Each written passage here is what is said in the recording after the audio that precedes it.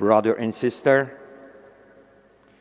In our days, with some of our world leaders, no need to mention any name, it seems that there is more and more skepticism and suspicion, believing the words of those people in authority. Many public figures seems to be lacking credibility. What is it that damage those persons' credibility? First, above all, it is when the speaker himself seems not to believe what he is saying. It is a fact that regarding what I do not believe, I cannot say it adequately, no matter how often I will repeat the words. Second, we can also say that the authority of someone is recognized or credibility is given to the person when we feel that the person is speaking the truth, when we feel that the message he delivers is fresh, direct, and have transparency. And third, the most important, what damage a person's credibility is also when the speaker does not live according to his own words.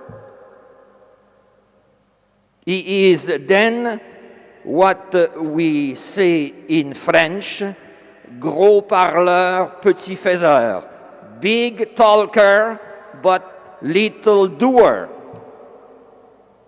This is perhaps the most damaging thing of all when words are not backed up by deeds. Ideally, words should always be preceded by deeds. When people who have done something or are doing something begin to speak, people listen.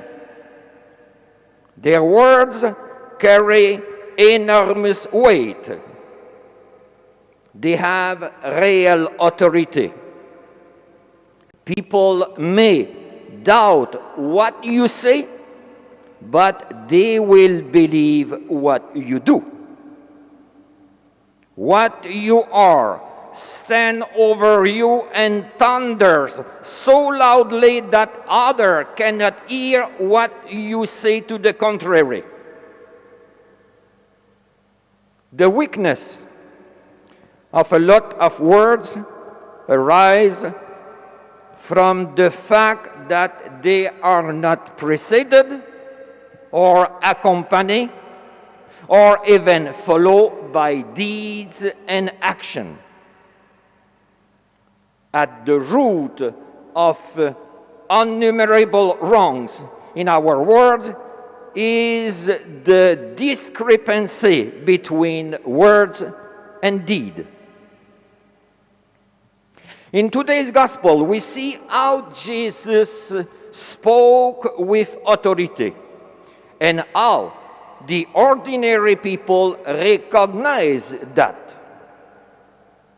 Even though St. Mark in his gospel writes that his teaching made a deep impression on the people, but he does not tell us exactly what Jesus said. So it seems to suggest that Jesus himself, his own person, was the message. Why did Jesus make such an impact on his listener? Because Jesus was speaking from within, from experience, as a possessor of the fact, and not only as a spectator. Because people recognized that his word and his teaching were loaded with life. We know, brother and sister, in the spiritual life, the only person who can speak with authority is the one who has experienced what is being talking about. There is no authority like the authority of the one who has lived what he is saying. As soon as Jesus began to teach, people recognized that it was not empty words, but words backed up with deeds and experience. They recognized at once that there was a freshness, a transparency in his teaching.